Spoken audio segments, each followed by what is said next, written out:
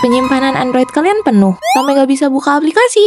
Mungkin kamu nggak pernah lakuin trik rahasia ini. Save dan share videonya biar gak hilang. Pertama, buka file, terus masuk ke pengaturan, dan aktifkan file tersembunyi. Nah, kalau udah ada file dengan awalan titik kayak gini, hapus aja. Kedua, masih di file, terus kalian buka folder Android, masuk ke media, cari WhatsApp, kalau udah pilih bagian media lagi, masuk ke salah satu foldernya, pilih folder send, dan hapus aja. Itu change aplikasi WhatsApp yang kamu kirim, jadi aman banget buat dihapus. Terakhir, masuk ke pengaturan HP, cari manajemen aplikasi, pilih aplikasinya, dan dikelola penyimpanan, hapus change aplikasi. Dan kalau emang udah nggak mau digunain lagi tuh aplikasinya dan nggak mau diinstal ulang, tinggal paksa berhenti aja.